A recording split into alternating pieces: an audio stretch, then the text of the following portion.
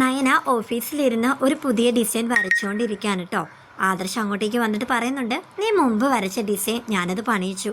ഈ നെക്ലേസ് നീ ഒന്ന് ഇട്ട് നോക്കിയിട്ട് അഭിപ്രായം പറയുന്നു. അപ്പോൾ നയന പറയാം, അത് പിന്നെ ഞാൻ വരച്ച ഡിസൈൻ ഞാനെങ്ങനെയാ അഭിപ്രായം പറയുന്നത്? ആദർശേട്ടൻ ഇത് ഇവിടെയുള്ള സ്റ്റാഫുമാരെയൊക്കെ കാണിച്ചോ? അവരോട് പോയി ചോദിക്കുക. ആദർശ് അപ്പോൾ നയനെ വിളിക്കാൻ കേട്ടോ. എന്നാൽ നീയും വാ, നമുക്ക് പോയി ചോദിക്കാം എങ്ങനെയുണ്ടെന്നൊക്കെ.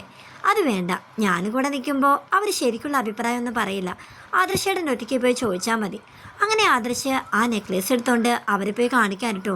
പതിവില്ലാതെ അഭിയും ഇന്ന് ഓഫീസിൽ എത്തിയിട്ടുണ്ട് കേട്ടോ. ആദർശ് എല്ലാവരെയും നെക്ലേസ് കാണിക്കുമ്പോൾ അഭിയും ഇങ്ങനെ എത്തിവലിഞ്ഞ് നോക്കുകയാണ്. അഭിയപ്പോൾ മനസ്സിൽ പറയാണ്, ഓ നല്ല ഡിസൈനാണല്ലോ അവളെ വരച്ച് വെച്ചിരിക്കുന്നത്.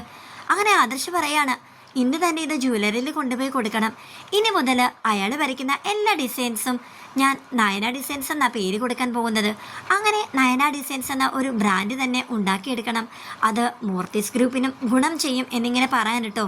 അഭിയപ്പോൾ മനസ്സിൽ പറയാണ്, ഇത് ഞാൻ ഒരിക്കലും ജ്വല്ലറിയിലേക്ക് കൊണ്ടുപോകാൻ സമ്മതിക്കില്ല. ഇത് ഞാൻ എങ്ങനെയെങ്കിലും അടിച്ചു മാറ്റി അവരുടെ ബാഗിൽ തന്നെ ഇത് വെക്കും. അങ്ങനെ നീയും അവളും തമ്മിൽ എന്നേക്കുമായി പിരിയണം. നിനക്ക് അവളെ സംശയം തോന്നണം. അതിനുള്ള വഴിയൊക്കെ ഞാൻ കണ്ടുവച്ചിട്ടുണ്ട് എന്നിങ്ങനെ അഭി മനസ്സിൽ പറയാണ്. ആദർശൻ നയനെ ഫുഡ് കഴിക്കാൻ പോയ സമയത്ത് ആദർശിൻ്റെ ക്യാബിനകത്ത് കയറി അഭി ആ നെക്ലേസ് എടുക്കുകയാണ് കേട്ടോ. അങ്ങനെ അത് അവൻ്റെ കൈവശം വെക്കുകയാണ്. ജലജ അഭിയെ വിളിച്ച് ചോദിക്കുന്നുണ്ട്, എടാ എന്തായി എന്ന്. അമ്മേ എല്ലാം ഓക്കെ ആയിട്ടുണ്ട്, ഞാൻ അത് അവൻ്റെ ബാഗിൽ നിന്ന് എടുത്തു. ഇനി ഇത് അവിടെ ബാഗിൽ കൊണ്ട് വെച്ചാൽ മാത്രം മതി. എടാ എല്ലാം നീ സൂക്ഷിച്ച് വേണം ചെയ്യാനായിട്ട്, ആരും ഇത് കണ്ടുപിടിക്കരുത്. ഇല്ല അമ്മേ, ഇത്രയൊക്കെ ചെയ്യാനെങ്കിൽ എനിക്കത് അവിടെ ബാഗിൽ കൊണ്ടുവെക്കാനും അറിയാം. അമ്മ ഫോൺ കട്ടാക്ക്, ഞാനത് അവിടെ ബാഗിൽ കൊണ്ടുവെക്കട്ടെ എന്നിങ്ങനെ പറയാൻ കേട്ടോ. ആദർശ് നയനയോട് പറയാണ്, ജ്വല്ലറിയിലേക്ക് പോകുമ്പോൾ നീയും എനിക്കൊപ്പം ഉണ്ടാവണം, നല്ല സുന്ദരിയായിട്ട് ഒരുങ്ങി വേണം വരാൻ എന്നൊക്കെ. നയന അപ്പോൾ പറയുന്നുണ്ട്, അതെന്തിനാ ഞാൻ സുന്ദരിയായിട്ട് വരുന്നത്? അത് പിന്നെ നമ്മൾ ഒരുമിച്ച് ആദ്യമായിട്ടല്ലേ അതും നീ വരച്ച ജ്വല്ലറി ആയിട്ട് പോകുന്നത്. അതുകൊണ്ട് ആ ജ്വല്ലറി പോലെ തന്നെ നീയും അത്ര മനോഹരമായിരിക്കണം. നീ ഞാൻ പറഞ്ഞത് കേട്ടാൽ മതി. നയന ശരിയെന്ന് പറഞ്ഞ് ഫുഡ് കഴിക്കാൻ തുടങ്ങുമ്പോൾ ആദർശ് ഓഫീസിലെല്ലാവരും വർക്കിലാണോ എന്ന് ഫോണിൽ ചെക്ക് ചെയ്ത് നോക്കാൻ കേട്ടോ. അങ്ങനെ CCTV കംപ്ലൈൻ്റ് ആണെന്ന് തോന്നുന്നു, എന്തോ എററായിട്ട് കാണുന്നു. ചിലപ്പോൾ അത് കംപ്ലൈൻ്റ് ആയി കാണും ആദർശേട്ടൻ കഴിക്കാമെന്ന് പറഞ്ഞ് അവർ ഫുഡ് കഴിക്കാൻ തുടങ്ങാൻ കേട്ടോ. നെക്ലേസ് മാറ്റി വെച്ച കാര്യം അറിയാതെ ആദർശം നയനയും ജ്വല്ലറിയിലേക്ക് പോവുകയാണ് കേട്ടോ. അവർക്കൊപ്പം അഭിയും പോകുന്നുണ്ട്. അങ്ങനെ ജ്വല്ലറിയിൽ ചെന്നിട്ട് ആദർശ് ബാഗിൽ നിന്ന് ആ നെക്ലേസ് എടുക്കുകയാണ്. അഭിയാണെങ്കിൽ ഇങ്ങനെ കണ്ണും തള്ളി ഇങ്ങനെ നിൽക്കുകയാണ്. അയ്യോ ഞാനിത് മാറ്റി വെച്ചതാണല്ലോ, പിന്നെ അതെങ്ങനെ ആദർശിൻ്റെ ബാഗിൽ വന്നു എന്ന രീതിയിലുള്ള നിൽപ്പാണ് കേട്ടോ. ആദർശ് ജ്വല്ലറിയിലുള്ള എല്ലാവരെയും നെക്ലേസ് കാണിച്ചു കൊടുക്കാൻ കേട്ടോ. എല്ലാവർക്കും വളരെയധികം ഇഷ്ടമായി.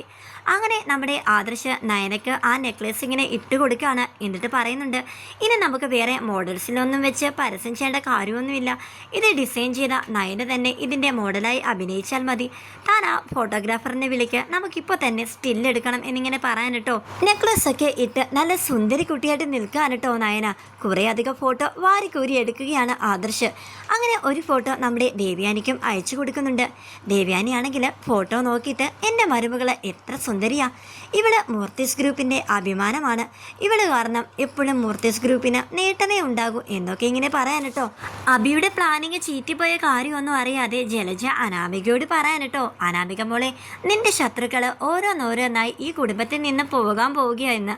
അനാമിക, എന്താ അമ്മായി, എന്താ കാര്യം? അതൊക്കെ പറയാം എന്ന് പറയുമ്പോൾ ദേവ്യാനി അവർക്കിടയിലേക്ക് വരികയാണ്.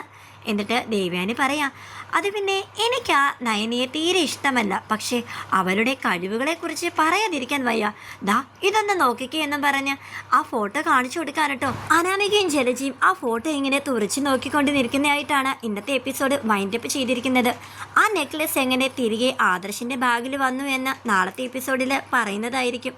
അതുകൊണ്ട് എല്ലാവരും ഒന്ന് സബ്സ്ക്രൈബ് ചെയ്തിട്ട് സപ്പോർട്ട് ചെയ്തേക്കണേ.